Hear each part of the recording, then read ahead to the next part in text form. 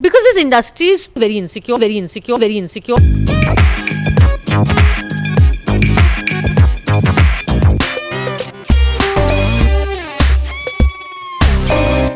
मैं हूं सिद्धार्थ कनन। मैं हमेशा विश्वास करता हूं कि नारी शक्ति रॉक्स एंड दिस नारी is a woman of substance, feisty है, ऑनेस्ट है, सॉलिड काम कर रही है एंड आई शपथ स्टनिंग है यार।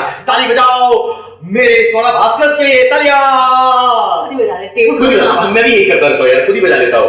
अच्छा सुनो, मुझे बताओ, मुझे लगता है अनारकली का जो ट्रेलर मैंने देखा, it's you man, because she is feisty and so you in real life यार। That's actually kind of true. I think Anarkali आरा वाली, मतलब अनारकली और आरा एक ऐसा कैरेक्टर है जो मेरे अपने रियल लाइफ की पर्सनैलिटी से बहुत ज्यादा क्लोज है, बहुत ज्यादा मैच करता है। And I know it's weird to say that about a double meaning गाने वाली, डबल मीनिंग सॉन्ग्स की गाने वाली सिंगर जो थोड़ी कंट्रोवर्शियल सी है। This is the truth. पर क्या तुम भी डबल मीनिंग वाली बातें करती हो? अनारकली और आरा करने के बाद हाँ मैं कर सकती हूँ। माने तुम अभी बीच बीच से डबल मीनिंग लाइंस फेंक दोगे यहाँ पे? आपके साथ नहीं, लेकिन डेंजरस है।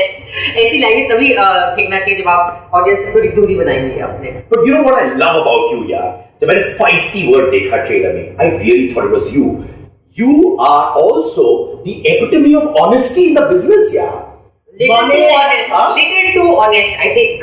Yeah. You regret करती हो कि अपनी honesty? यार अब मैं यही हूँ, क्या करूँ मैं अपने आप को कहाँ लेके फेंकूँ ना अंदर। तो अपने सोल को तो आपको उसके साथ जीना पड़ेगा। तो मैंने ट्राई किया है थोड़ा कम ऑनेस्ट और कम फ्रैंक और कम ओपिनियनेटेड होने का, लेकिन नहीं हो पाता है। पर मुझे बताओ, ये जो बॉन्डिंग है तुम्हारा सोनम कपूर के साथ, every time about talk to Sonam की she is my best friend, और इज इट बिकॉज़ तुम दोनों महिलाएं यंग हो, ऑनेस्ट हो, हर चीज पर ओपिनियन रखती हो और वो सच्ची वाली? Is that also the foundation of your bonding? I think definitely. I think that for me, our friendship is the fact that at some level, both of us are fairly, we're not bitchy, insecure people, and we're not competitive in that negative way. And we have, I think that more than me, Sonam has the capacity to genuinely form friendships, bonds, and she makes an effort, and she's genuinely a very warm and generous person. So I think that I really credit Sonam more for our friendship than I do myself. तो मुझे बताओ, जब तुम ये opinions देती हो और जब रिएक्शंस आते हैं, तुम कंबल के नीचे छुप जाती हो? क्या करती हो फिर? Well, actually पहली बार जब हुआ मैं थोड़ी शॉक हो गई, बिकॉज मैंने कहा इतनी गालियां मैंने अपने पूरी जिंदगी में टोटल क्यूमुलेटिव इतनी गालियां नहीं खाई थी जो उस 2 हफ्ते के दौरान मैंने ट्विटर पे खा ली थी, क्योंकि मैंने कुछ ट्वीट किया था, पॉलिटिकल सा ट्वीट 2014 जेएनयू वाला ना? हाँ, नहीं उसके पहले भी जेएनयू वाले तक तो मैं हार्डेंड क्रिमिनल हो गई थी। लेकिन अब जैसे नहीं होते वो हार्डेंड क्रिमिनल जो पिट के अब उन्हें पुलिस के डंडे की मार ही नहीं लगती, तो मेरा भी हो गया। अब मैं ट्विटर की हार्डेंड क्रिमिनल हो गई हूँ, मुझे कोई फर्क नहीं पड़ता कोई क्या कह रहा है। और एक बहुत ही अमेजिंग चीज है कोट रीट्वीट, जो फेसबुक पे आप शेयर पोस्ट करके भी कर सकते हैं। So I use that to shame my haters and my trolls. जो मुझे गालियां दे रहे हैं ना, तो मैं उसे कोट करके फिर एक बड़ा अच्छा सा रिस्पॉन्स दे देती हूँ, पूरा अच्छा response. But I must tell you, hats off, जब केआरके ने वो कमेंट बोला था आपके बारे में, I love the way you handled it. माने उसने obviously sensationalize करने की कोशिश की, it was obviously not meant to be there, और तुमने बड़ा cool style में हैंडल किया है। Well, actually I didn't realize कि वो इतना बड़ा वो बन जाएगा और लोग इतना पिकअप हो जाएगा, वायरल हो जाएगा, लोग देख लेंगे। But I was just like, यार मैं आपसे बात भी नहीं कर रही हूँ। You know, it's like अगर आप किसी बस में जा रहे हो या किसी रेस्टोरेंट में बैठ के मैं आपसे बात कर रही हूँ, यहाँ से एक बंदा आके अपनी so you're gonna be like, hello to कौन, मैं कहाँ, like you know क्या? And I just thought कि यार Karan had done a very nice thing for us, Karan Johar, and I was thanking Karan. That was a conversation जिसमें उन्होंने बटिंग किया और जिसकी कोई खास जरूरत थी नहीं, मतलब उनसे कोई बात नहीं कर रहा था। And I mean, उनको of course अपनी ओपिनियन रखनी चाहिए, लेकिन आप अपनी ओपिनियन रखो ना, मुझे मत टैग करो अगली बार। और तुमने जैसे डिग्निफाइडली आंसर किया, but yet you got your message across. Very good. I'm not going to admit that on camera. But you know what I must say, but आप ऐसे honest रहते रहो यार, क्योंकि जो लोग आपको पसंद करते हैं ना, आज के ज़माने में सबको honest person चाहिए यार। तो तुम कसम खाओ कि तुम कभी चेंज नहीं होगी। थैंक्स, मैं कसम खाती हूँ कि मैं हमेशा ऐसे गालियाँ खाती रहूंगी। थैंक यू आपके लिए। मैं ये कसम खा लेती हूँ. But you're not going to change anyways. You're going to be honest anyways, यार, है ना? I hope so. I mean, but मैं ये जरूर कहूँगी कि मैं बहुत अच्छा झूठ भी बोलती हूँ. By the way, I am an amazing liar. Like me, मैं भी बहुत झूठ बोलता हूँ. Okay, but मैं ऐसे झूठ बोलती हूँ. Like मैं ऐसे झूठ बोलती हूँ जिससे लोगों के feelings ना hurt हो. Like supposing आपकी फिल्म मुझे बिल्कुल पसंद नहीं आई, ठीक है? Like मुझे shit लगी आपकी फिल्म, लेकिन स्क्रीनिंग के बाद मैं निकली बाहर and I'm like, and I will be like, मुझे समझ में आया था आज से कि so intense. तो अगर मैं आपको इंटेंस बोलूँ ना कोई अगर परफॉर्मेंस के बारे में, you should know कि मैं झूठ बोल रही हूँ. तो आपको मेरा परफॉर्मेंस कैसे लग रहा है? इंटेंस नहीं लग रहा है. God, thank you. तुमने intense नहीं बोला यार. But you know, I love the way you opened up and you spoke with that sweet SMS to Aditya Chopra यार. Tell me, take me through that. That's damn sweet. That sweet and very embarrassing SMS to Aditya Chopra sir. Okay, so basically Adi sir and I've known Adi sir like over the years, high hello type, and because मैंने औरंगजेब में एक किरदार किया था, तो मेरी मुलाकात उनसे हो गई, and I love his films. I think that he's like a tremendous person, and अगर आप उनसे बात करो तो उनका जो भी feedback आता है ना वो amazing होता है. So I've known him. मैंने एक बार एक स्क्रिप्ट भी लिखी थी जो उन्होंने बहुत स्वीटली मुझे टाइम दिया, उन्होंने स्क्रिप्ट पढ़ी, उस पर कमेंट्स भी दिए थे. सो मेरा थोड़ा सा ऐसा रिलेशनशिप है. जब मैंने सुना कि सुल्तान की कास्टिंग हो रही है तो मैंने सोचा यार अब मैं क्या करूं, मैं तो एक आउटसाइडर हूं, मेरे को कोई बड़ा बाप नहीं है मेरे पीछे, nobody gonna make a call on my behalf कि यार एक बार मिल लो इस लड़की से या व्हाटएवर.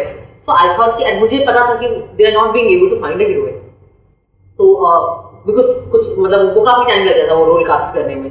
तो मैंने सोचा व्हाई नॉट मी. मैंने आदि सर को मैसेज किया and I said आदि sir hi this is Swara and I hope you don't mind my saying, लेकिन I hear कि आप कास्टिंग कर रहे हो and I think that I will make a very good पहलवान and I think that I can stand up to Salman sir's presence on screen and please don't mind but I think that you should cast me. तो उनका 2-3 घंटे बाद बहुत प्यारा सा message आया. He said Swara I don't mind at all but no I don't think so. But no, I don't think so. But you know what? You are a पहलवान in your own ways, यार. To send a message honestly to Aditya Chopra, ये बड़ी बात होती है यार. लोगों के पास करेज नहीं होता ऐसे मैसेज भेजना यार. And courage to say that yes, I want to work with you. Yeah, well, बड़ी बेशर्मी की बात भी हो सकती है एक तरीके से. But yeah, I feel like मेरे लिए हमारा काम it's like love. अगर आप किसी को I love you बोलोगे नहीं कभी, तो आप रिजेक्ट कैसे होगे या एक्सेप्ट कैसे होगे? For whatever the result, आपको पहले बोलना तो पड़ेगा ना. So which is why I always feel that like I should, it's better to be frank, it's better to be straight. And I do want to say on record कि मुझे लगा कि आदि सर ने बहुत ही स्वीट चीज़ करी by responding to me so quickly and इतने polite तरीके से. मुझे लगा उन्होंने मेरे को एक तरीके से रिस्पेक्ट और डिग्निटी दी कि इट्स ओके, आप एक्टर हो, आप पूछ सकते हो, मैं प्रोड्यूसर डायरेक्टर हूँ, मैं मना कर सकता हूँ, but at least it's an honest exchange, at least it's a respectful exchange. So I actually really I think मेरी एडमिरेशन और मेरी रिस्पेक्ट उनके लिए और बढ़ गई उस इंटरेक्शन के बाद. And of course I needless to say, I mean once I saw the film I was like Anushka is amazing, so whatever. क्या बात है यार. द वे आप अप्रिशिएट करती है अनुष्का को, I find you, Jacqueline, Sonam, all of you are like this power girl gang and all. Yeah, I genuinely wouldn't expect 3 girls of the same age doing the same things to be best friends. यार कभी कभार competition, jealousy, insecurities होती है क्या? Well, definitely I think होती है. Yeah, but honestly I feel that it's not a girl boy thing. You know what it is it's a, am I in the, as artists are we in direct line of competition with each other? I don't know about Jacqueline and Sonam, but I know that Sonam and me are not. Okay, which is that Sonam is a different level of stardom. She's also a very in that sense a comprehensive star. She's got this whole fashionista diva image going on, plus she's a very good actor. She's done Neerja, she's really carried that film on her shoulders, so she has a different stardom. She's an industry child, so she's had that lineage of celebritydom, so on. I'm just like one, I sometimes see myself as one like वो बेचारे railway station पे बच्चे नहीं होते जो जूता polish करते हैं और अपना काम कर लेते हैं, फिर काम करके वो भाग जाते हैं. सो यू डोंट नो वे वो आए कहाँ से हैं, लेकिन वो है वहाँ पे, वो हमेशा दिखते रहते हैं आपको. So sometimes I see myself like that. So I don't at all see Sonam and me ever in direct competition, and I think that in a very honest sense, I mean I'm not saying that if we were that we would not be friends, but that jealousy and insecurity का space ही नहीं है, क्योंकि आप same चीज़ के लिए compete ही नहीं कर रहे हो. And I just want to say, Sath, do you think that actors who are competing for the same role are can be friends? I have my doubts. I have my doubts too. It's not It's, gender thing. yeah, of course, it's not. Two actors vying for the same thing obviously can't be friends. Yeah. It's because this industry is too uncertain, and it's actually very insecure, and it is as an actor you will be prone to anxiety, you will be prone to a little nasty competition, or like that little jealousy. और fielding भी करेगा ना आदमी. He'll try and do lobbying. He'll try and talk to his friend to get to that person. ये वो सब तो करेगा ही ना, honestly. Yeah, of course you must do that unless you are like me, who is one like chilled out. I don't know what I think. Tanu Ed's Manu 1 जब आई थी, so it was supposed to be my break and all कि oh amazing, कौन है ये लड़की और ये स्वरा भास्कर हो, कितनी अच्छी accent और language और ये वो. तो मुझे लगा मैं बैठ गई अपने घर में चिल मारने के. अरे मैं चाय पी के अपनी बिल्लियों के साथ चिल करती थी कि अब तो मुझे काम आते रहेगा. I didn't realize कि you're supposed to do work. That's not कि अब हाथ पैर लेके बैठ गए कि you should hire a PR agency or a manager and aggressively start pitching yourself and doing the rounds and being seen and all. I'm like sitting in my house being like calls आएंगे और आए, मतलब कुछ एक calls आए, लेकिन फिर बहुत सारी लाइक रैंडम भोजपुरी फिल्मों के भी कॉल्स आए. और तुम्हारी तमन्ना of Bhojpuri films has been achieved in this one, right? Please don't say my producer will kill me and he'll kill you also, okay? क्यों? Because he is like petrified कि लोगों को लगेगा कि अनारकली आ रहा भोजपुरी फिल्म है. नहीं है guys, नहीं है.